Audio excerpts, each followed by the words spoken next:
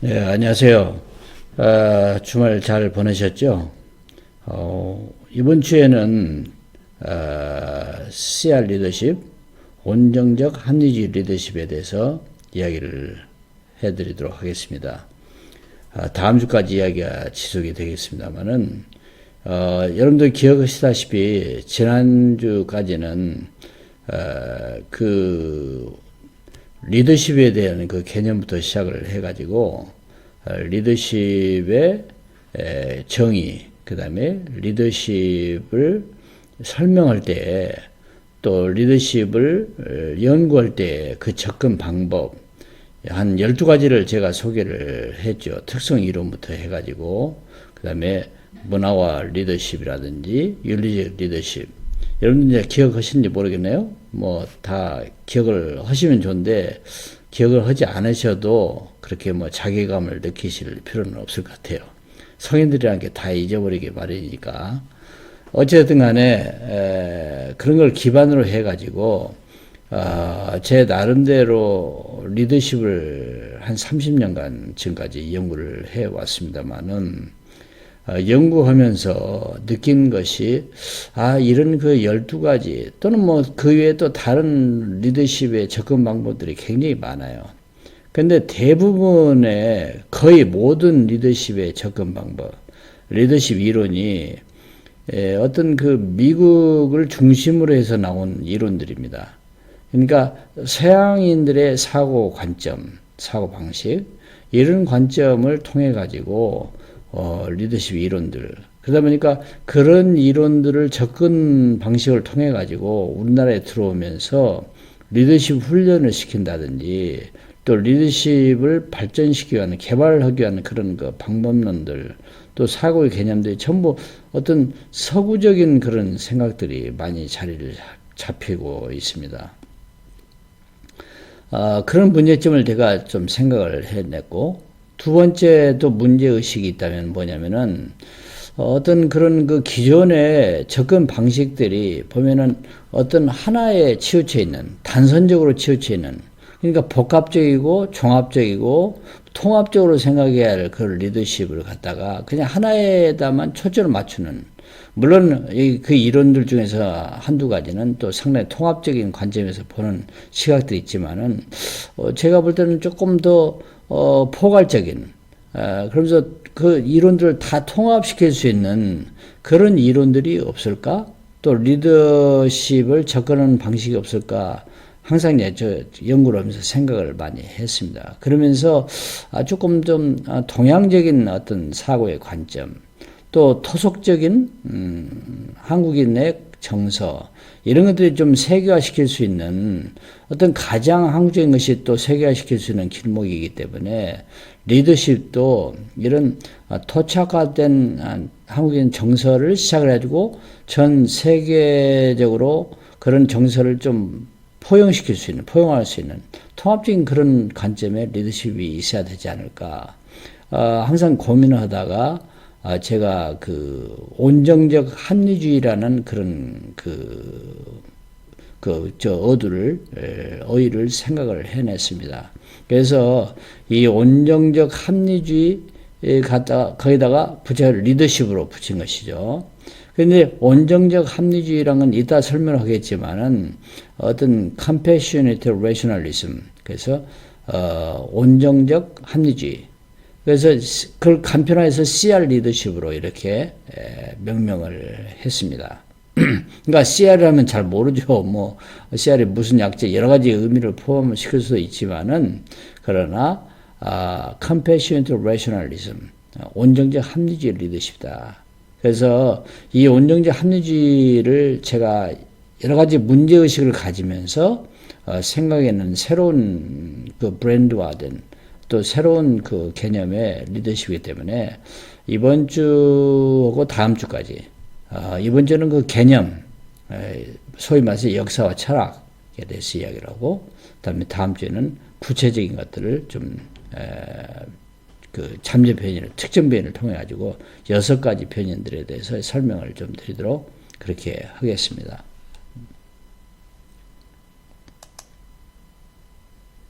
그래서 이 순서를 알다시피 CR 리더십의 어원, 그 다음에 좀 거창하게 들리죠. 어원이라고 하니까 리더십을 어떻게 만들어졌는가. 그 다음에 실생활에서 CR 리더십의 개인적인 경험을 잠깐 말씀을 드릴 거고요. 그 다음에 CR 리더십의 역사, 철학적인 배경. 그 다음에 Compassionate Rationalism 리더십에 출연을 할 수밖에 없는 상황.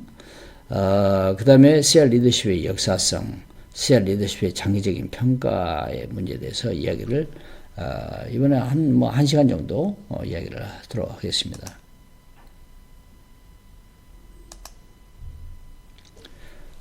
CR 리더십의 어원은 아까도 잠깐 말씀드렸다시피 compassion이라는 것이고 rationalism이라는 것이요. compassion은 온정이라는 뜻이죠. 온정. compassionism 하면은 온정주의인데, compassion 온정입니다. rationalism 하면은 합리주의라고 이야기죠.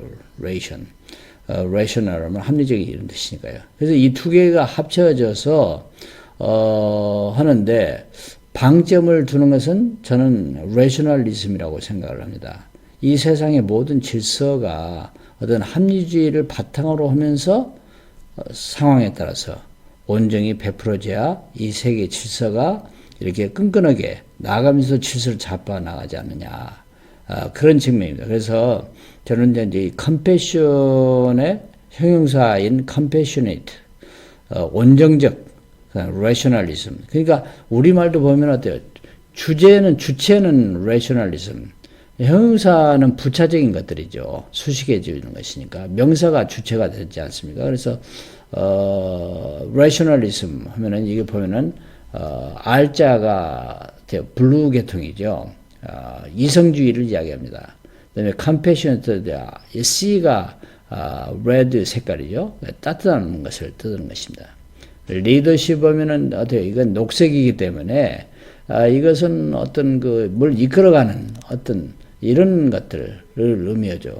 strong, 강한 힘, 파워를 이야기하는 리더십. 그래서 CRL이라고 이야기하는, CR 리더십이라고 이야기를 하죠. 네. 그래서, 그러면 사람들은, 아니, 왜 rationalism이 명사가 되고, compassion은 형용사가 돼야 되냐 했을 때, 이건 제 주관적인, 또는 경험에서 바탕을 한 주관적인 겁니다. 리더십을, 어떤 조직을 이끌어갈 때는 rationalism이 기본이 돼야지, compassion이 기본이 되면 질서가 잡히지 않죠. 그래서 원래 소기의 목적을 거두기가 쉽지 않다. 그러다 보니까 rationalism이 기본이 돼야 되지 않느냐. 그런 입장입니다.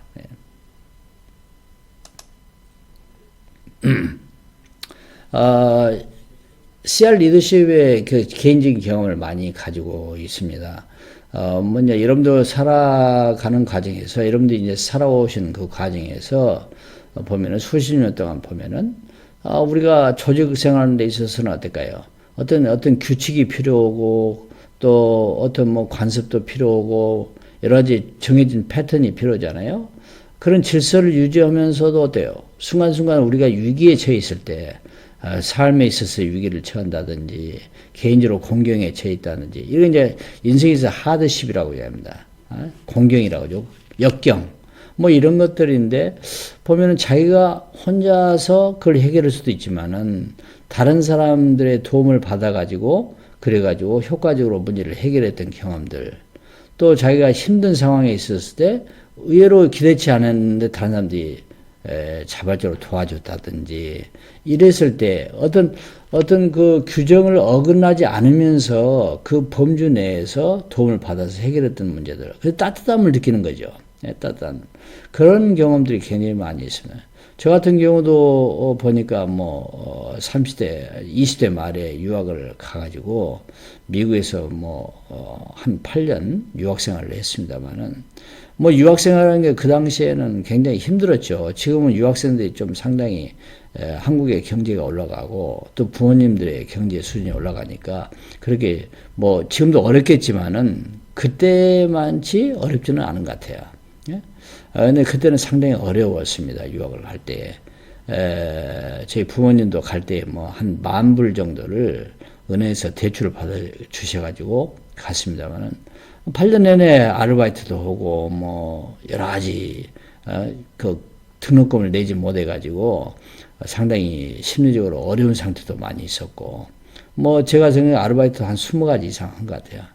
그 과정에서 야 미국 사람들이 가기 전에는 굉장히 차갑다 생각을 했는데 실제로는 그렇지도 않은 거예요.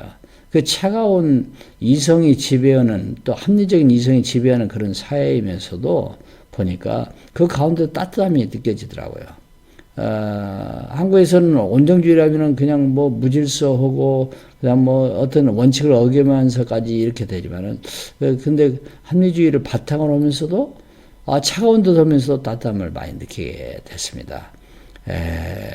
어려운 상황 가운데서 제가 나중에 이제 조교도 하고 그랬습니다만은 어쨌든 8년간의 경제적인 어려움을 헤쳐나올 수 있는 그러면서 학위를 무사히 받고 귀국할 수 있는 그런 상태에서 보니까 그 차갑다고 생각하는 우리 그 서구주의 사회에서도 상당히 온정주의가 있더라.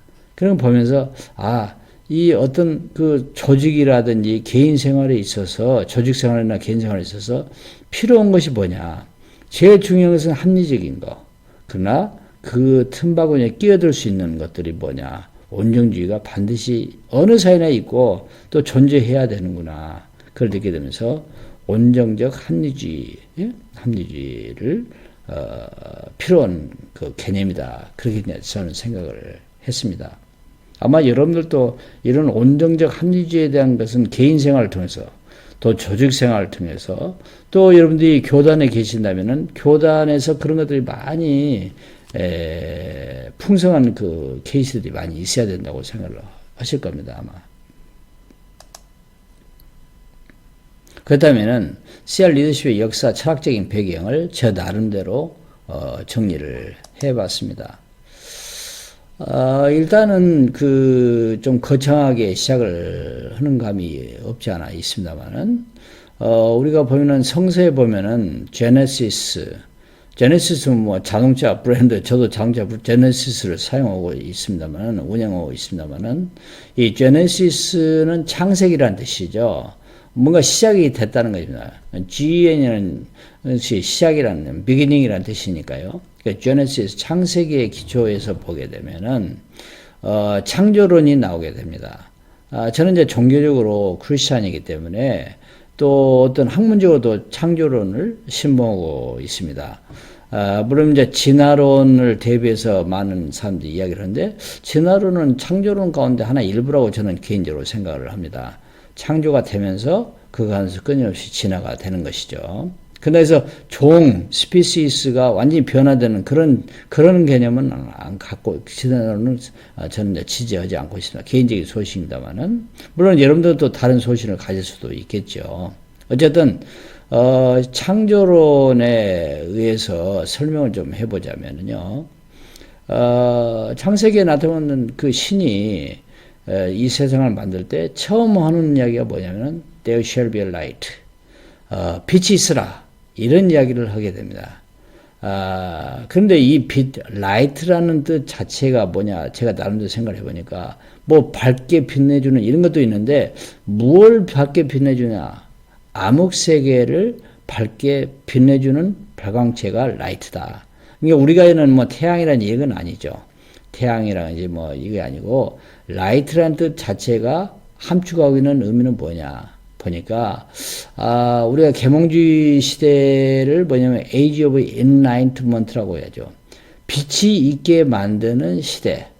이게 이제 계몽주의 시대라고 합니다. 계몽주의는 여러분도 아시다시피 중세 다크 에이지라고 하죠. 다크 에이지는 중세는 한 1000년 지속이 됐습니다만은 중세 시대의 특징이 뭐냐? 신본주의 시대죠. 그래서 어떤 신중심의 철학 또 신중심의 인간주의, 뭐 이런 것들을 이야기를 많이 합니다. 그러다 보니까 그 나름대로 철학이라든지 중세시대에 많이 발전을 했죠. 로마 캐톨릭 시대를 거치고 하면서, 철학이 여러 가지 많이 했지만은, 우리가 그걸 하나의 이제 그 다크 에이지라고 하는 어떤 인간의 이성이 얼룩진 시대, 그게 이제 중세 시대라고 이야기죠. 그래서 다크라고 합니다. 다크. 블랙 에이지가 아니라 다크 에이지라고 합니다. 뭐 인간의 이성이 아까도 얘기했다시피 얼룩졌다, 훼손됐다. 그럼 이제 다크란 뜻으로 표시합니다. 그래서 인간의 이성적인 그 사고관을 바탕으로 하면은 그건 중세 시대는 그건 다크 에이지예요. 그러나 신중심으로는 그건 아주 활발한 시대였죠. 꽃피는 시대였습니다. 그런 것이 인간의 이성을 다시 되찾자. 그 시대가 계몽주의 시대 아닙니까? 그래서 우리를 보면은 영어로 보면은 계몽이라고 하는데 영어는 enlightenment. 이건 뭐냐면은 in이라는 것은 make라는 뜻이죠. light는 빛이 있게 만드는 시대. 여기 보면 무슨 빛이냐? 계몽주의 시대니까 인간의 이성을 되찾자는 시대죠. 그래서 이 라이트라는 뜻은 하나의 인간의 이성입니다. 다시 하면은 신이 이 세상을 창조할 때 가장 먼저 있었던 것은 어떤 이성적인 것이 필요하다. 이성이라는 것은 합리성이죠. 그러니까 합리성을 바탕으로 해서 그래서 이 세계를 창조해 나가는 그런 하나의 첫 출발점이라고 보고 있습니다. 그래서 보면은 빛이 있으라. 그래서 넣으세요. 어둠의 세계에서 밝게 빛나는 시대. 그럼 뭐냐면은 이성이 지배하는 시대로 신이 어떤 그 프린시플 원칙을 그렇게 정하고 이 세계를 창조해 나간다. 저는 이제 그렇게 생각을 하고 있고요. 그래서 결국은 아까도 했다시피 했대요. 이 세상이 창조될 때 합리성이 먼저였다.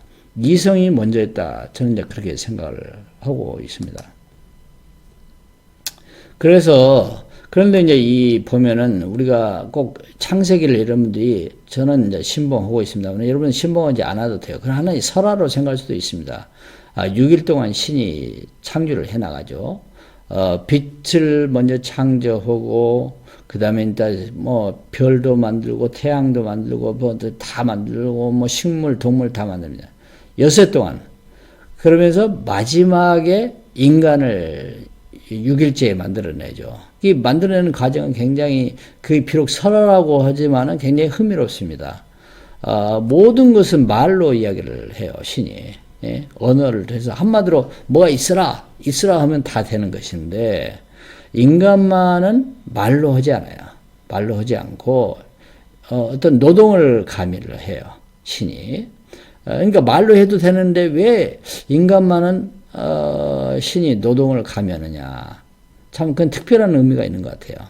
다시 이야기해서 노동이라는 것은 뭐냐면은 진흙을 갖다가 물론 신이 만들어낸 그 피조물이죠. 진흙을 갖다가 인간의 형상을 육체적으로 빚어냅니다. 빚어내고 그게 이제 우리의 형상, 우리의 몸, 신체의 구조죠. 만들어내고 거기에다가 어때요? 생기를 불어넣어요. breath를 숨을 쉬게끔 생기를 그래가지고 어떤 생기를 불어넣어 주는데 그게 뭐냐면은 God's image라고 해요. 신의 형상이라고 해요. 그러니까 신체도 신의 형상과 닮았고요. 또 그다음에 우리가 생각하는 영혼이라든지 여러 가지 자질들이라든지 보이지 않는 것까지도 신의 이미지를 담게 된다.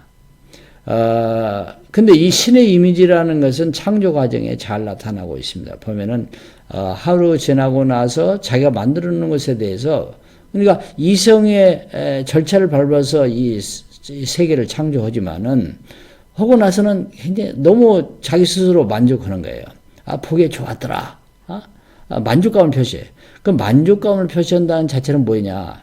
마음을 표시해 주는 겁니다. 그러니까 창조 활동은 이성적인 활동이면서도 그 결과에 대해서 느끼는 것은 뭐냐? 마음이죠. 감성입니다. 그래서 결국은 6일 동안 또 인간을 만들면서 굉장히 만족을 해요. 만족을 하는데 보니까 인간은 아까 했다시피 그 자신의 창조주의 이미지를 불어넣어서 육체뿐만 아니라 감정이라든지 모든 걸 집어넣어주는데, 그래서 결국은 우리 이제 신을 보려면은 인간을 보면 신이 이렇게 생겼구나. 알 수가 있는 겁니다. 알 수가 있고, 왜냐면 그 신의 이미지를 잘 맞기 때문에 인간이. 다만, 뭐냐면 이제 여러 가지 한계가 있죠. 왜냐하면 인간 자체는 사실은 피조물이기 때문에 모든 것이 100% 신과는 똑같을 수가 없어요. 그 8, 90%는 닮았지만은 20, 30%는 닮지 않은 경우도 많이죠. 신의 영역까지 가지는 못하니까요. 그런데 이 신이 이 첫 인간을 만든 첫 인간이 아담이죠. 아담인데 이 아담을 만들어 놓고 보니까 연민의 정이 생긴 겁니다. 신도 안다는 감성의 존재예요. 연민의 정이 외롭게 보이는구나. 그래서 그 짝을 이루는 이불을 만들어냅니다. 남자의 갈비뼈를 하나 내가지고 그걸 바탕으로 해가지고 그것도 여자도 그냥 말로 만들 수도 있어요. 신이 전지전능하니까. 근데 남자의 갈비뼈를 하나 해가지고 그래가지고 여자를 만들어내죠. 한마디로 그러니까 진흙을 빚었다든지 또 갈비뼈를 내가지고 그래가지고 또 다른 어떤 여성을 만들어내는 거 이런 것들을 보면은 신이 노동을 가용해요. 어떤 면에서는 노동은 어떤 면에서는 굉장히 신성해요. 최초로 그 신이 그 노동의 개념을 만들어냈기 때문에 신성시가 되는 거죠. 신성합니다.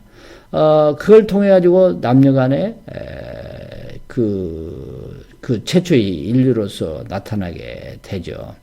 아까도言다시피 이것을 여러분들이 믿을 수도 있어요. 어떤 인간의 하나의 설화다 할 수도 있고요.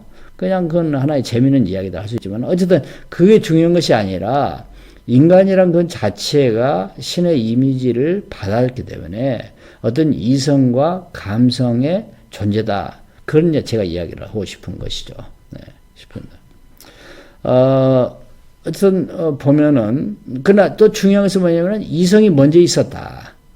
창조 과정에 있어서 그리고 감성은 그 결과에 나타난 것이다. 이렇게 제가 이제 해석을 하고 싶습니다. 그 철학적인 측면에서 보게 되면요, 서양 철학에 되게 2대 원류가 있다고 이야기를 해요. 그 하나는 보면은 rationalism입니다. 그러니까 이성적인 활동을 중심으로 해가지고 한 관념 철학이 발전을 하는 것이죠. 그래서 이제 지난번에 이야기했던 철학자들 이야기를 많이 했습니다만은, 보면, 소크라테스부터 해가지고 플라톤이라든지 칸트라든지, 데카르트라든지, 이런 이제 이성을 중심으로 하는 것이죠. 반면에 또 경험 철학, 우리 이제 감성, 감정, 어떤 경험을 받은 임피리컬리즘이라고 하는데 감성이죠. 그래서 이제 그 독일은 이제 경험주의, 경험 철학, 존 럭크라든지 이런 대표적인 학자들이 있었죠. 물론 이 사람들이 제가 볼 때는 딱 이렇게 칼로 무자르듯이 나는 이성주의 또는 관념주의야, 또 나는 경험주의 이렇게 보잖아요. 다 섞였지만은 상대적으로 볼 때 어떤 것을 더 이렇게 초점을 맞추느냐, 그에 따라서 나타나는 것인데, 여기서 나타나는 것이 뭐냐, 관념주의 철학이라든지 경험 철학이라든지 보면은 이성과 감성이 이렇게 새끼줄 꼬듯이 쭉 나타나는 현상이다. 그렇게 이제 볼 수가 있고요. 또 이제 동양 철학에서도 보면은 이기 이원론, 이기 이론론 있잖아요. 주자학이나 성리학에서도 이런 것들이 이게 다 보면 뭐냐, 이기 보면까요. 이원론 해가지고 보면은 이성과 감성을 나타내 주는 것들이죠. 그래서 이원은 이성과 감성이 두 개로 나눠지냐, 이론이나 합쳐진 것이냐, 이렇게 이야기해가지고. 그런데 어떤 서양 철학이나 동양 철학을 우리 학기 초에 좀 설명을 좀 많이 드렸습니다만은, 그런 그 철학자들도 보면은 결국은 어때요? 인간이라는 것 자체는 이성적인 존재, 또 감성적인 존재다. 거기서 나온 것들이 그냥 철학적으로 어떻게 어떤 철학적인 3대 퀘스천, 문제들이 있죠. 어떤 인생에 있어서 목적이 뭐냐, 또 인생을 꾸려나가는 그 내용들이 무엇이냐, 리얼리티에 관한 문제들이죠. 또 하나는 인생은 어떤 식으로 살아가야 될 것인가, 가치관의 문제들이죠. 이런 것들이 이야기할 때에 이성 또는 감성의 문제들을 같이 다루는 것이죠. 경제학적인 측면에서도 온정적 합리주의의 바탕을 이루고 있다고 저는 생각을 하고 있습니다. 이제 대표적인 그 고전 경제학자 중에 한 사람인 애덤 스미스, 여러분 잘 아시죠? 그런데 이제 이 애덤 스미스의 고전 경제학은 보면은 합리론을 바탕으로 이야기를 많이 한다고 이야기를 하고 있어요. 그래서 이제 대표적인 저자가 알다시피 구브론, Wealth of the State 라든지 보면은 어떤 보이지 않는 손, invisible hand, 보이지 않는 손에 의해서 교과서에 나옵니다. invisible hand들이. 그런데 이 보이지 않는 손에 의해서 수요와 공급이 자동적으로 조정이 되고 가격이 그 프라이스가 결정이 된다고 이야기해요. 이건 이제 굉장히 합리주의 마켓 경제에 있어서의 합리론입니다. 어떻게 보면 어때요? 가만히 보이지 않아도 보이지 않는 손이 보이지는 않아. 그러나 보이지는 않지만은 그걸 컨트롤한다, 통제를 하고 있다. 그게 이제 합리론의 바탕을 두죠. 네. 그래서 보면 가격이 결정이 되다 보니까 거기서 빈부격차도 자동적으로 나오게 되는 것이고, 또 임금도 수요와 공급에 따라서 하다 보니까 부산물에 대해 노동이 착취되는 경우도 많이 있죠. 특히 소수자들, 힘이 딸리는 그런 소수자들, 뭐 어린애들이라든지 여성들은 어때요?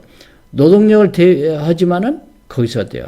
제대로 받지를 못하죠. 네. 그 가치, 하락된 그 가치를 받게 되는 그런 것들. 그래서 이제 공산주의가 지난번에 얘기했다시피 마르크스 레닌주의에 있어서 어떤 고정 경제학에 반발해가지고 나온 것이 공산주의 이론이죠. 네. 공산주의 이론입니다. 그래서 칼 막시즘이 나오게 됐습니다만은 어쨌든 간에 wealth of the state에 나타나는 것들, 합리적인 것들, 그런 것들이 이제 추종을 이루게 되는데, 그 다음에 자유를 최대한으로 존중을 해줘요. 시장경제의 자유를 최종. 그러다 보니까 시장경제를 그대로 가만 놔두다 보니까 빈부격차가 나오게 될 수밖에 없죠. 그런데 그런 것을 신봉하는 아담 스미스조차도 어떤 책을 또 중요해서 썼냐면은 The Theory of Moral Sentiments. 근데 뭐는 도덕 감성론이라고 이야기하는, 도덕 감정론이라고도 이야기하는데, 여기 보면은 되게 근데 사람들이 Wealth of the State는 책을 많이 읽어요. 여러분도 읽으셨을 거라고 생각이 드는데, 이 도덕 감정론은 별로 읽지 않아요. 근데 저도 이제 한번 읽어 보니까 의외로 뜻밖에도 아담 스미스조차도 보니까 어떤 이 사회 자체에 있어서의 어떤 마이너리티, 소수자들에 대해서 도덕적으로 어떤 불쌍한 감정에 연민의 정을 가져야 된다고 이야기를 해요. 그게 이제 도덕성을 살리는, 사회적인 도덕성을 높이는 것이다. 그렇게 이야기를 합니다. 그래서 아담 스미스도 실질적으로는 어떨까요? Wealth of the State를 이야기하면서도 더 중요한 것이 뭐냐? 어떤 도덕 감정론을 갖는 것이 중요하다. 그렇게 이야기를 했는데. 그래서 우리가 이제 도덕 감정이라서 우리말로 이야기하면 어떻게 온정주의죠. 온정주의를 가져야 된다. 그래서 이 아담 스미스조차도 이성에 입각한 합리주의, 그 다음에 moral sentiment에 기반을 둔 온정주의를 같이 이야기를 하게 됩니다. 그 다음에 이제 아까도 이야기했다시피 고정 경제학의 한계점, 빈부의 격차라든지 노동 착취의 문제라든지 뭐 이런 것들 가만 놔두니까 그런 문제가 발생이 되다 보니까 그 틈바구니에 들은 막스가 들어서서 이게 고정 경제학에 입각한 그 자본주의 사회는 망하게 될 것이다. 가만뒀으면 자연적으로 어때요? 공산주의 사회로 도래할 수밖에 없는데 그걸 틀어막은 사람이 케인스의 수정 경제학자들이죠. 그래서 이 수정 경제학자들은 빈부 격차가 나면 어떻게 해요? 그대로 둘 것이 아니라 어떻게 해요? 그걸 최소화시킬 수 있도록 어때요? 소셜 웰페어, 사회 복지 정책 같은 것을 부과시키고, 또 국가가 선한 어떤 good interference, 선한 인터퍼런스, 참여를 하고 개입을 해가지고 그래가지고 고용을 창출한다든지 해서 이런 빈부의 격차를 최소화시키는 것을 국가가 인위적으로 한 것이 수정 경제학의 키포인트죠. 그래서 이런 수정 경제학을 제시하면서 결국은 자본주의가 계속 살아남을 수 있도록 그렇게 만든 것이죠. 여기서 이제 보시는 대로 그 이제 행동화시킨 사람이 루즈벨트 대통령이죠. 미국의 루즈벨트 대통령이 어떤 그 1929년에 경제 공황, Great Depression 현상이 나와가지고 보니까 어때요? 그 자본주의의 어떤 그런 약점이 가장 드러난 것이 Great Depression 경제 공황이죠. 그래서 그걸 탈취하기 위해서 보니까 어떻게 국가가 뉴딜 정책을 실시하게 되죠. 뉴딜 정책을 가지고 고용을 창출하게 됩니다. 그러니까 그 동부에서의 뉴딜 정책의 대표인 것이 그 엠파이어 스테이트 빌딩이죠. 엠파이어 스테이트에서 그 당시에 뭐 엠파이어 스테이트 빌딩은 뭐 1년 만에 세워졌다고 그래요. 그런데 많은 사람이 죽기도 죽었지만 고용 창출을 했던 게 사실입니다. 그러니까 그때만 해도 오늘같이 건축술이 발전하지 않는데 100몇 층을 106층인가요? 했는데 놀라운 것이죠. 그러니까 미국의 아버지들이 가난하니까 죽기 아니면 살기로 거기에 뛰어들어가지고 건물을 완성을 시키는 거죠. 서부에서는 댐을 건설해야죠. 그 댐 이름을 제가 갑자기 생각 안 나는데 어쨌든 그 댐을 건설해가지고 거기서 고용을 창출을 하죠. 그래서 이런 그런 각종 사회의 그 고용을 창출할 수 있는 뉴딜 정책, 국가가 국가가 어때요? 그 자본을 투입하면서 공공정책을 공공시설을 건설하고 공공정책이죠. 그래가지고 고용을 창출하고 거기서 어떻게 해요? 그 각 개인의 GNP를 올려주는 그런 것들. 그게 이제 뉴딜 정책. 그게 이제 하나의 사회복지 정책 중이라도 하나 볼 수가 있습니다. 그러니까 사회복지가 어떤 공공정책, 공공시설을 해가지고 고용을 창출해 주는 것도 하나의 사회복지라고 볼 수 있고, 또는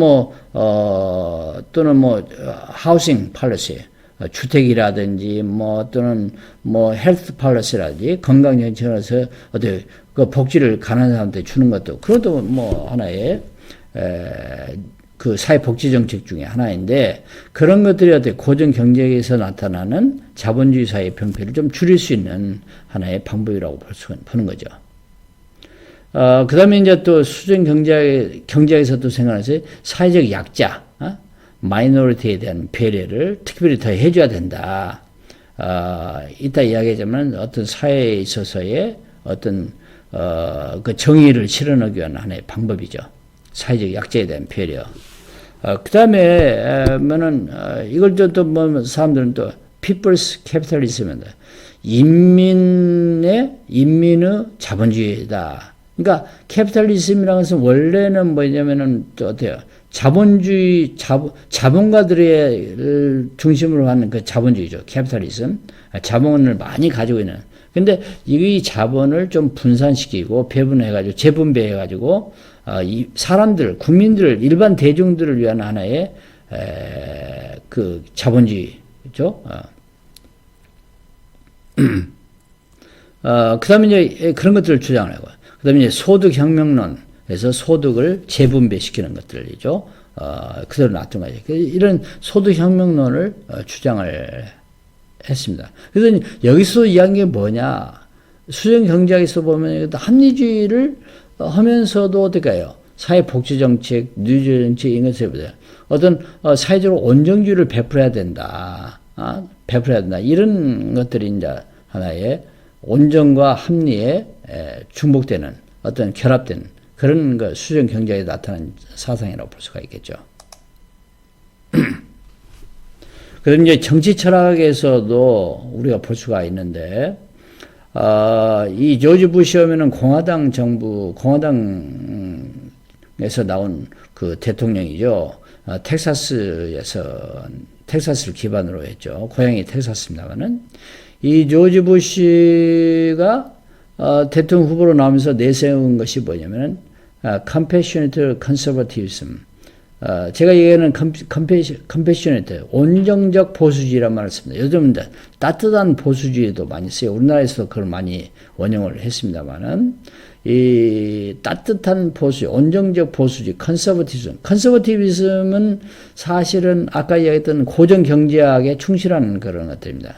보수주의, 굉장히 보수적이죠. 수정 경제는 상당히 이제 진보성이 강하다 그렇게 볼 수가 있습니다만은 이 컨서버티비즘은 어때요? 사회를 안정 질서 시키고 그 다음에 경제 자유주의를 표방을 하죠.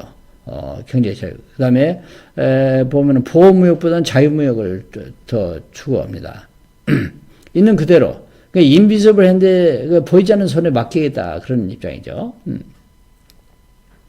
그런데 컨서버티비즘은 그렇지만은 어때요? 그것이 어떤 보수주의자들한테 특히 이제 미국에서는 공화당이 컨서버티비즘이고 민주당은 리버럴 쪽이죠. 진보주의 프로그레시비즘 쪽입니다. 그런데 이 컨서버티비즘에 있어서는 보수주의 입장에서는 보면 조금 더 중화된 어떤 중간층을 좀 흡수할 필요가 있어요. 그래서 컴패셔네이트를 형용사로 좀 붙이게 되는 것이죠. 그런데 이걸 이론적으로 그 제시한 사람이 텍사스 대학의 교수였던 마빈 올레스키입니다. 올레스키가 이 부시의 선거 참모가 되면서 이걸 그 개념을 컴패셔네이트 컨서버티즘을 이야기를 하게 되죠. 이 사람이 이야기할 때 이거예요. Invisible hand works many miracles, but it does not touch the human heart. 그래서 뭐냐면은 이 보이지 않는 손, 다시 하면 어때요? 보이지 않는 손은 어때요? 고정 경제학에서 이야기한 것들, 또 컨서버티비즘에서 이야기했던 보수주의자를 표방하는 게 invisible hand다.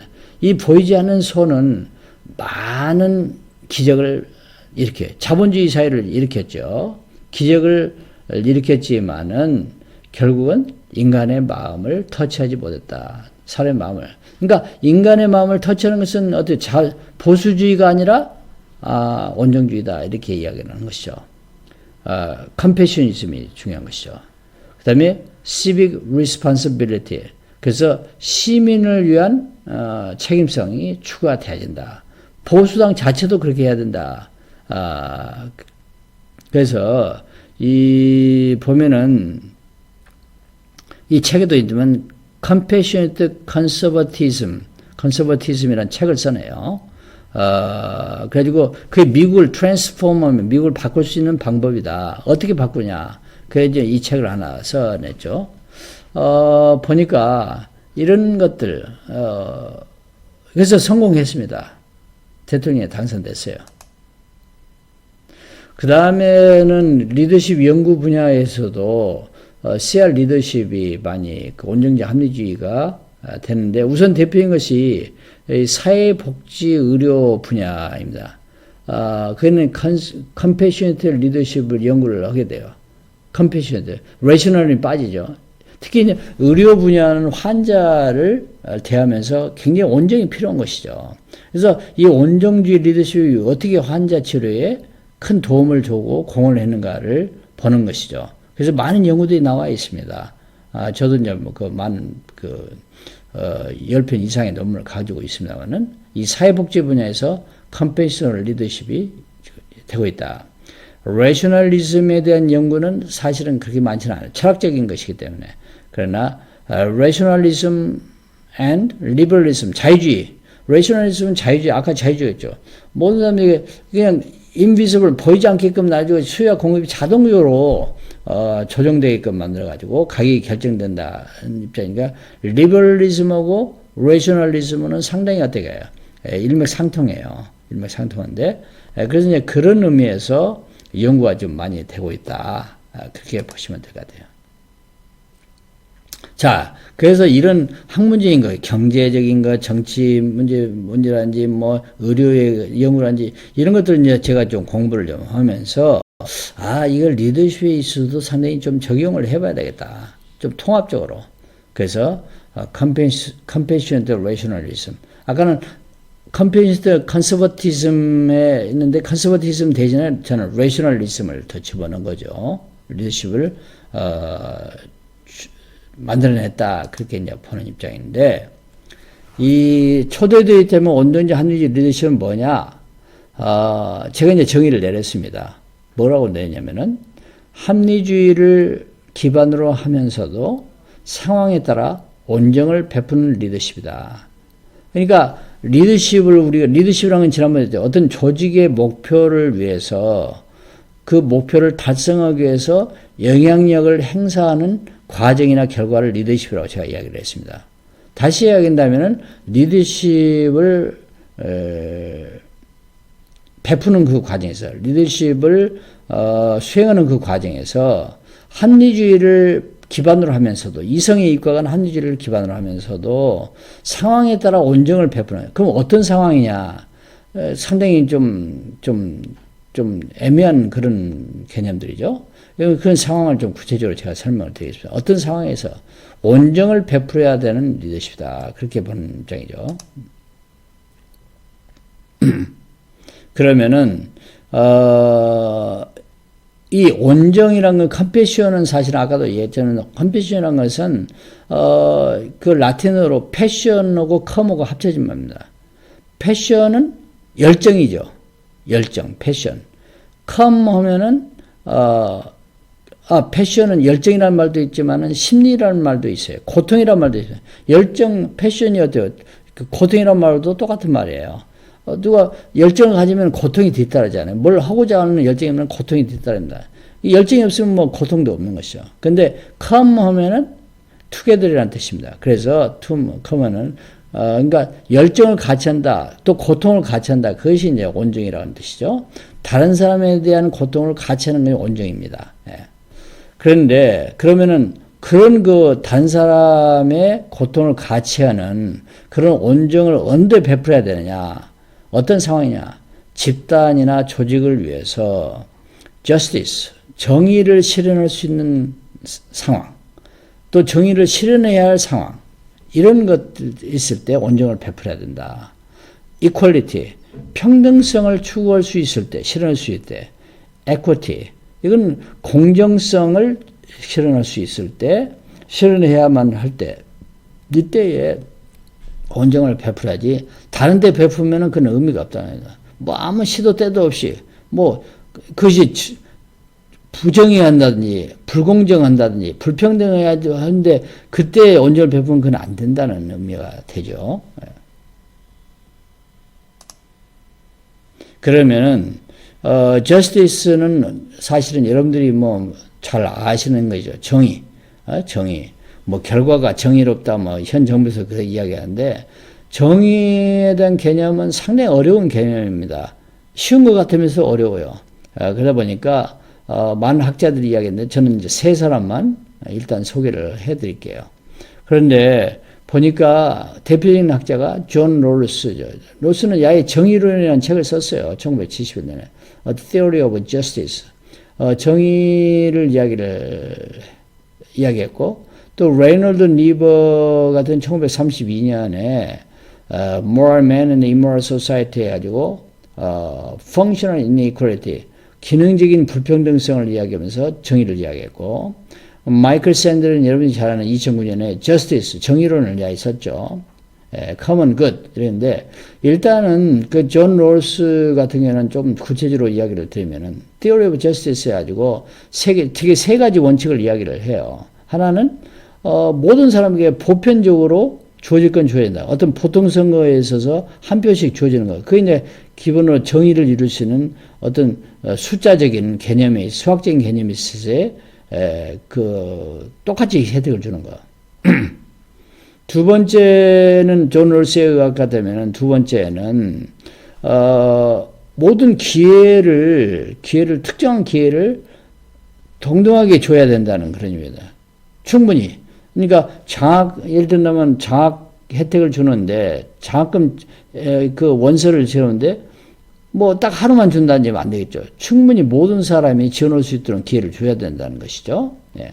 그런 것들. 그 다음에 세 번째 원칙은 뭐냐면, 존 롤스는 그럼에도 불구하고 사회적인 마이너리티, 사회적인 소수 계층에는 더 많은 혜택을 줘야 된다. 이런 것들이죠. 예.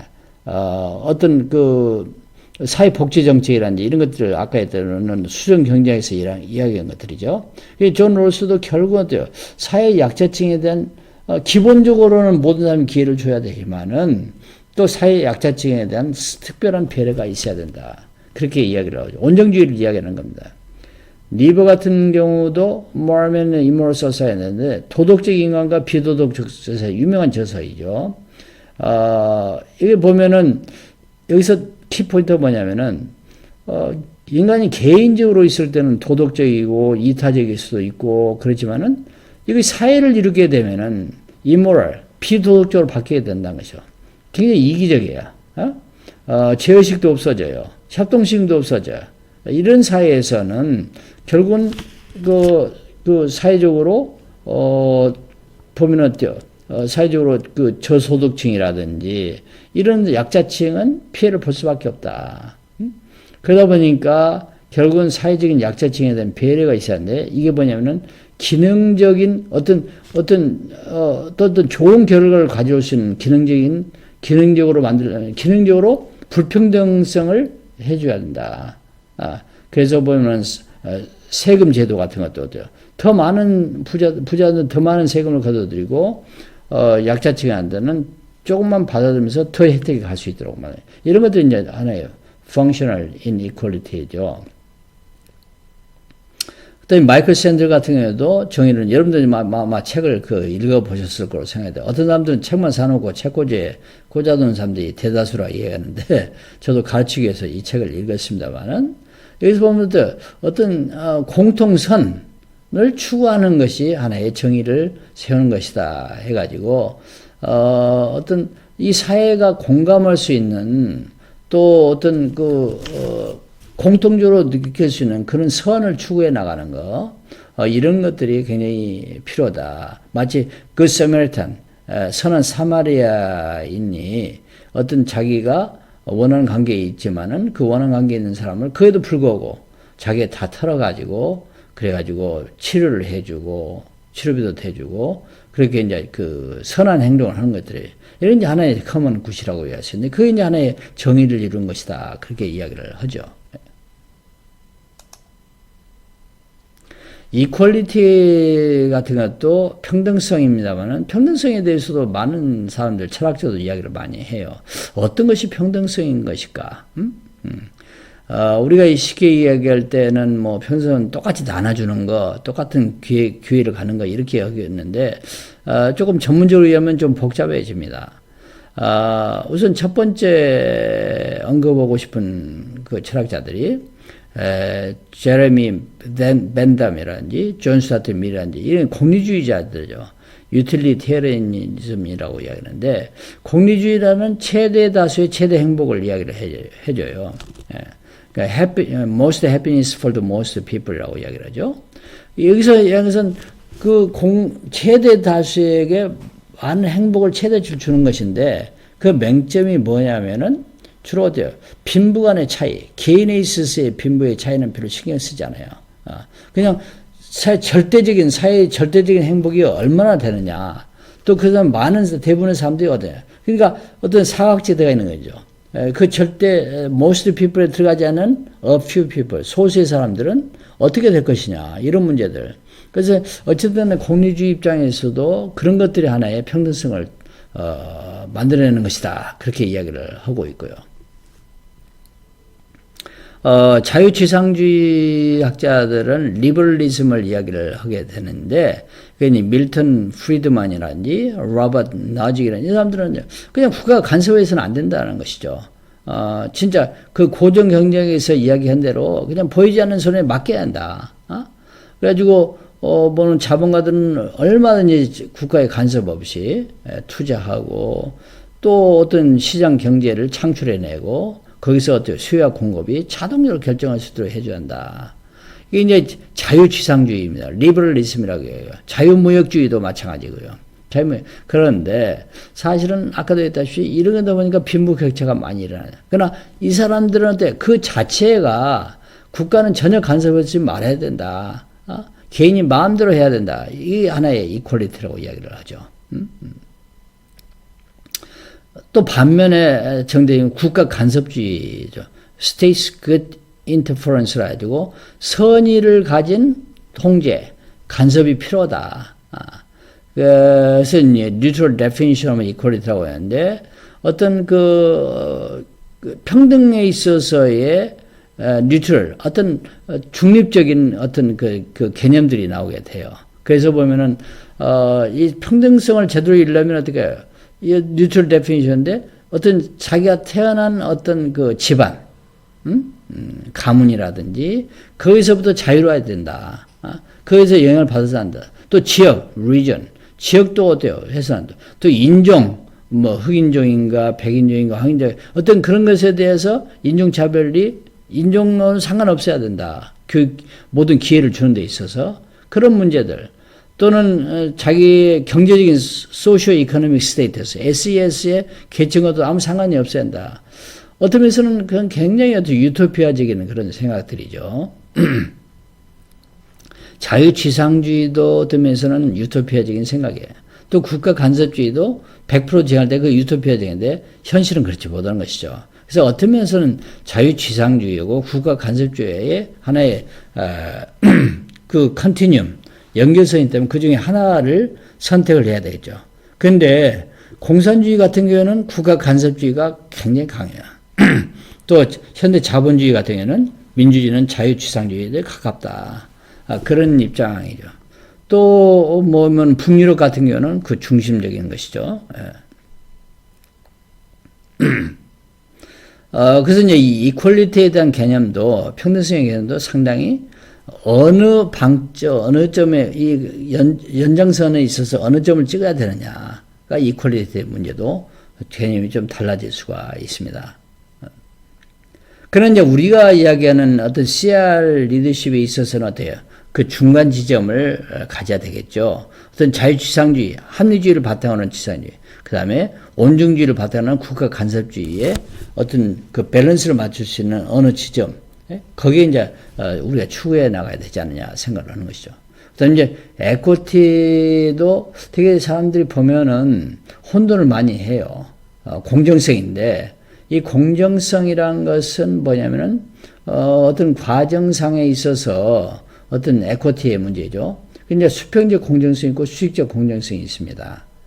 보면은 horizontal equity 있고 vertical equity가 있는데 이 수평적 공정성이란 것은 그 과정상에 있어서 모든 사람이 똑같이 수학적으로 나눠주는 거예요. 그 이제 그걸 horizontal equity라고 이야기합니다. 그래서 모든 사람이 동등한 게 서 있다. 또 능력도 똑같고 배려도 필요하다. 니드도 어떤 요구도 필요성도 똑같다. 그 때문에 뭐 100개에 100만 원이 있다면 100명을 만 원씩 나눠주는 거. 이게 이제 수평적 공정성이라고 볼 수 있는데 반면에 수직적 공정성이란 뭐냐? vertical equity야. 필요에 따라서 나눠줘야 되지 않느냐? 이런 입장이죠. 왜? 보면은 요즘 우리도 뭐 국가 재난금을 주는데 똑같이 줄 것이냐? 그럼 필요한 사람한테 더 많이 줄 것이냐? 이런데 필요한 사람을 그래서 또 뭐 부유한 사람한테 많이 주면 안 되죠. 그런 면에서는 그러나 어떤 면에서는 수평적 공정성 입장에서 보면 어때요? 사회 공헌하는 게 똑같은 거 아니야? 또 세금도 더 많이 낸 거 아니야? 이럴 때 똑같이 받아야 되지 않느냐? 뭐 이게 이제 수평적 공정성인데 반면에 경제 하위 70%가 더 많이 받아야 되지 않느냐. 이런 것도 이제 니드가 더 많이 필요하니까요. 그래서 버티컬 에코티인데 어쨌든 간에 두 가지 다 무시할 수 없는 어느 하나의 공정성의 개념입니다. 그 이제 경제학자인 데이비드 멍크가 1990년에 이야기를 했습니다만은 그래서 여기서 필요한 것도 뭐냐면은 사회 약자층을 위한 컴패션, 온정이 필요하다. 그래서 결국은 보면은 justice나 equality나 또는 에코티에서 가장 들어간 것이 뭐냐? 보면은 이성을 위한 합리주의, 또 그 다음에 약자층을 위한 컴패션, 고통을 겪고 있는 사람들에 대한 그 온정을 베푸는 것, 이런 것들이 양쪽으로 다 필요한 것이다. 그렇게 이야기를 하죠. 자, 그래서 이런 것들을 가지고 제가 이제 그 리더십 적용해서 Compassionate Rationalism 리더십을 만들어낸다. 그래서 제가 이제 2011년에 뭐 얼마 안 됐죠. 성인교육 리더십의 새로운 패러다임에서의 온정적 합리주의에 대한 개념을 물론 이제 그 범위는 성인교육 리더십으로 했지만은 사실은 이건 제가 생각할 때는 어때요? 논문을 쓰기 위해서 성인교육 리더십을 했지만 이건 리더십 전반에 관해서 통합적으로 뭔가 새로운 패러다임이 필요하다. 저는 생각을 합니다. 패러다임이라는 것 자체는 뭐냐면은 사고의 구조죠. 그러니까 리더십을 얘기할 때 새로운 사고 구조를 갖게 된다. 그래서 새로운 패러다임에서의 온정적 합리주의에 대해서 국가에서 돈을 받아가지고요. 그래가지고 연구를 했습니다. 그래서 논문으로 성인교육 엔로지 투데이에다가 제가 실었습니다. 그리고 한국연구재단에다 보고를 했죠. 이걸 기점으로 해가지고 그 다음에 CR 리더십 측정 도구를 개발을 해냅니다. 측정 도구 개발 55문항에 대해서 이걸 이제 개념화 해가지고 리더십의 영역에서 측정 도구를 만들어내야 되겠죠. 우리가 가지고 있는 개개인 또는 집단에 있어서의 온정적 합리적 리더십이 어느 정도인가. 그 이제 측정 도구를 개발하는 게 필요합니다. 그러기에 하기 위해서 측정 도구를 개발하기 위해서 우리가 문항을 갖다가 설문지를 돌려가지고 과학적으로 분석을 해서 요인 분석을 해보니까 이 8개의 요인이 나와요. 그러니까 온정에 있어서도 4개의 요인이 나오고, 그 다음에 합리에 있어서도 4개, 8개 하는. 우리가 뭐 미리 그렇게 조정한다는데, 그래 보니까 아주 절묘하게 4개 요인 분석을 나오게 55문항으로 만들어집니다. 이 측정 도구를 가지고 제 제자들이 학술 논문도 쓰고, 또 박사 논문도 많이 나왔습니다. 그러니까 이제 잠재변연 해가지고 양적 연구를 통해서 구조 방정식을 하죠. 그래가지고 CR 리더십이 하나의 잠재변연으로 들어가고 또 다른 뭐 요인들을 잠재변연들이 많이 뭐 조직 효과성이라든지 뭐 개인의 뭐 몰입도라든지 뭐 이런 것들을 해가지고 박사 논문이 한 10편 이상 나왔습니다. 그다음에 실적 연구도 많이 나왔어요. 실적 연구도 교장의 CR 리더십이라든지 또는 뭐 베이비 부머의 공무원들의 CR 리더십 이런 것들을 좀 질적으로 어떻게 개발이 되는가 뭐 이런 것들. 그래서 이 박사 논문 또 석사 논문이 많이 나왔죠. 그 다음에 또 온정적 합리적 리더십에 대해서 저서를 발간을 했는데 저하고 또 그 제자들 박사 제자들이 이게 나와 있는 대로 진정한 리더의 조건이 온정적 합리주의를 리더하라. 또 세상을 움직이는 리더의 비밀, 온정과 합리의 리더십 해가지고, 이건 이제, 세상을 움직이는 리더의 비밀은 하나의 그 개정판이죠. 그래서 이런 것들이 책에 나오고 있고, 그 다음에 또, 프로그램 및 워크북을 개발을 했습니다. 그래서 온정적 합리주의 리더십을 개발시키는 어떤, 학습자들에 대한 프로그램, 그 다음에 워크북 개발해주고, 그 교육을 시키고 있죠. 그래서 이제 리더십 교육을 시키는데 단순한 리더십 교육이 아니라 온정적 합리주의 리더십 교육입니다. 그래서 현재 경기기획원고라든지 문학정보라든지 또 각 중고등학교 또 초중고등학교 또 각 대학에서 리더십 교육을 시키고 있습니다. 온정적 합리주의를. 이런 것들이 사실은 제가 먼저 이걸 개념화시키고 했지만은 이 과정에서 많은 내 제자들이 같이 협력을 하면서 콜래보레이션 한 거죠. 해서 이걸 이제 하나의 이론화시키고 그것을 현장에 접목시키고 정책화시키는 과정을 지금도 계속하고 있다. 그렇게 말씀드립니다. 그렇다면은 우리가 이제 그 설문지를 통해 가지고 그 요구 분석을 했죠. 그러니까 이 CR 리더십의 장점이 있다는 뭐냐면은 기존의 12가지 리더십은 어떤 과학적인 어떤 분석 과정을 거치지 않아요. 그냥 선험적으로 리더십 연구가 이런 연구가 있고 그래서 거기에 따라서 한번 측정을 해보겠다 이렇게 했는데 CR 리더십의 장점이라면은 자아자찬 같지만은 어떤 과학적인 분석 방식 그 개념화는 제가 시켰지만은 그것을 하나의 프로그래머 할 때에는 과학적인 어떤 분석 절차를 밟게 되죠. 그래서 보니까 합리주의 패러다임에 있어서는 네 가지 하위 영역이 있습니다. 뭐가 합리주의냐? 좀 애매하잖아요. 이성적인 판단은 뭐가 애매해? 예를 들어 보니까 첫째는 이성적인 상황 판단. 이성적으로 상황 판단을 한다. 핵심 요소들이 나오죠. 감정 조절 능력이라든지 집단 지성 활용이라든지 우선순위를 선정하는지 priority. 그게 이성적 상황 판단이에요. 그 다음에 또 전략적으로 예측하는 능력이 필요하다. 전략과 예측. 전략 수립 기술, 미래 예측 도구 활용을 해주고. 세 번째는 논리적으로 문제를 해결하는 능력이 필요하다. 그래서 논리적인 사고 능력 훈련, 문제 해결 도구. 그 다음에 네 번째는 최적화 수행 관리. 여러 가지 어떤 자원들을 최적화해가지고 수행해 나가는 것이다. 그래서 팀워크 인식, 최적화 수행 관리 5단계 실천을 하는 것인데, 이런 것들. 그러니까 합리주의는 뭐냐? 이성적으로 상황을, 있는 걸 파악을 하고, 그 다음에 그걸 전략적으로 예측을 하고, 세 번째는 논리적인 문제를 해결하고, 그 다음에 마지막으로는 모든 자원을 총동원해서 최적화 수행을 관리하는 것이다. 이게 이제 조직 활동에 있어서의 합리주의라고 이야기를 해요. 반면에 온정주의라는 것은 되게 네 가지인데요. 네 가지는 뭐냐? 포용적으로 겸손을 해야 된다.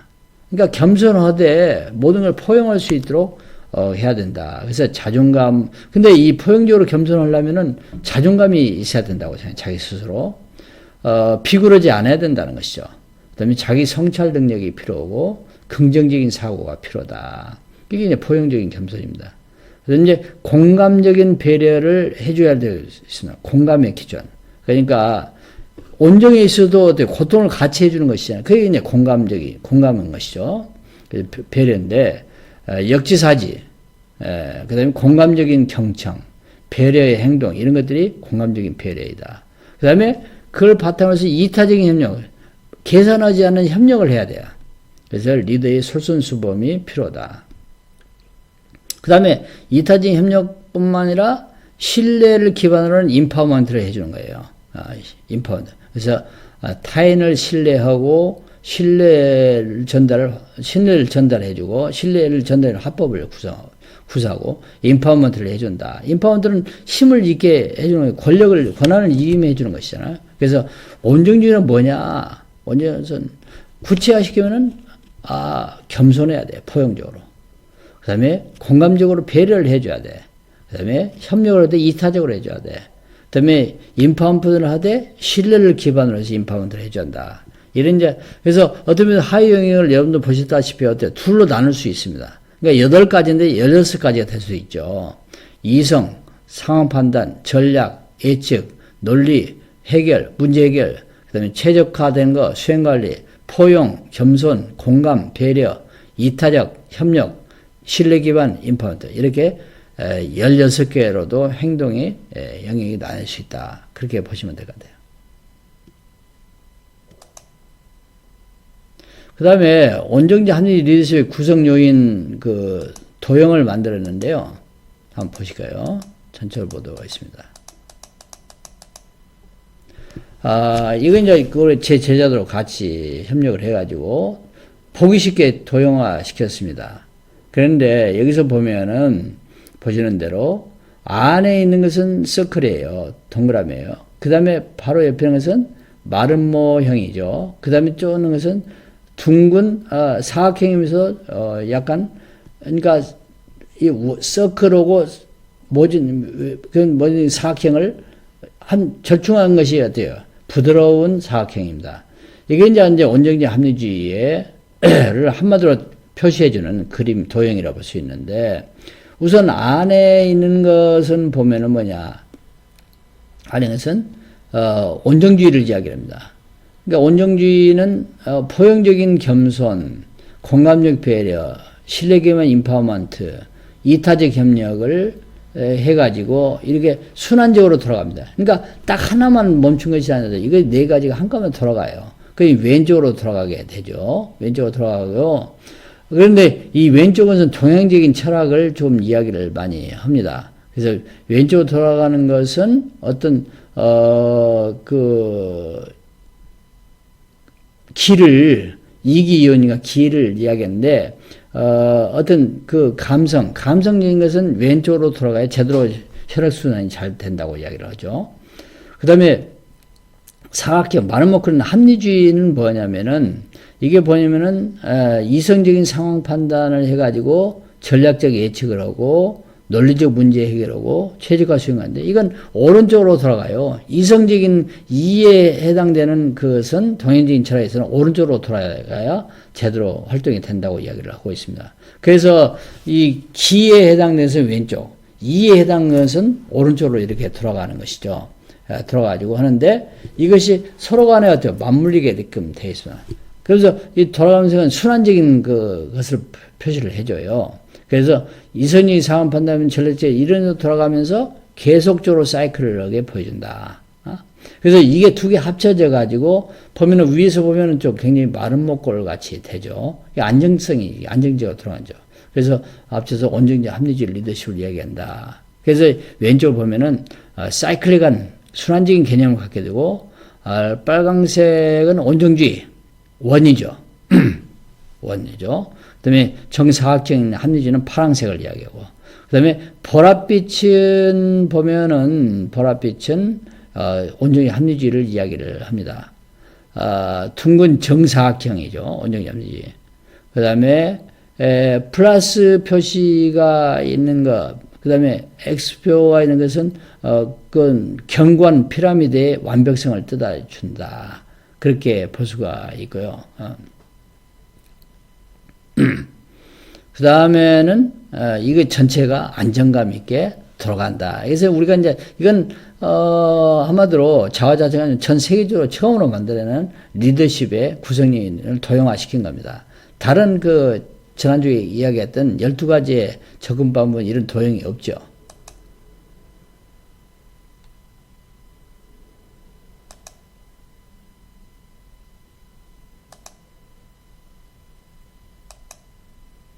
자, 여기에 나타난 그 책들이 아까 얘기했던 그 진정한 리더의 조건이라든지 이런 것들이 이제 제자들이 저걸 썼습니다만은 공동 제자들이 나와 있어요. 제 자랑스러운 제자들입니다.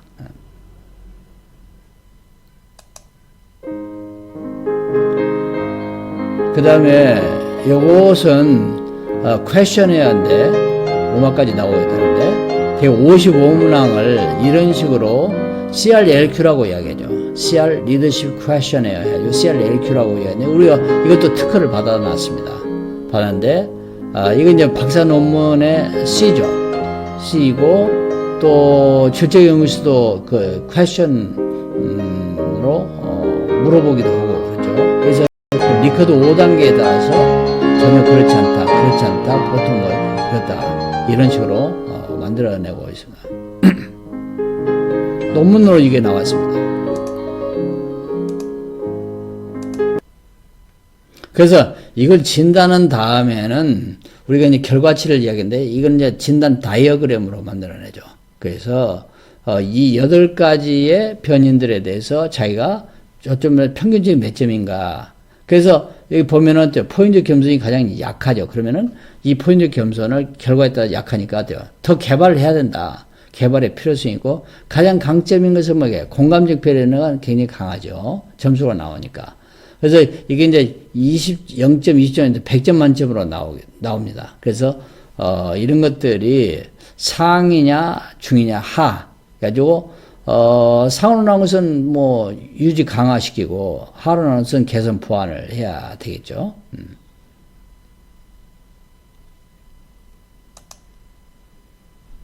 자, 그래서 이 CR 리더십은 사실은, 지금 초기 단계입니다. 뭐든지 지난주에 이야기했던 12가지의 접근 방식도 초기에는, 한두 명의 리더십 학자들이 만드는 것을 다른 학자들이 계속적으로 어때요? 수정 보완을 하죠. 이것도 마찬가지라고 생각을 합니다. 그래서 우선은 학문적으로 어떤 논문을 좀 많이 나오고요. 그러면서 또 리더십의 학문에서도 어떤 개인적인 이론이 아니라 공적인 이론으로서 받아들일 수 있도록 했는데 장기적인 평가는 어떻게 될 것인가 이걸 이야기하는데 사실은 뭐 굉장히 지금으로서는 긍정적으로 생각을 하고 또 희망적으로 생각합니다만은 그러나 그건 좀 지내봐야 되겠죠. 그래서 이런 과정에서 제가 좀 소개하고 싶은 책이 뭐냐 보면은 지난 철학자 얘기할 때 제가 소개했지만은 헤겔이 자기 책이 있습니다.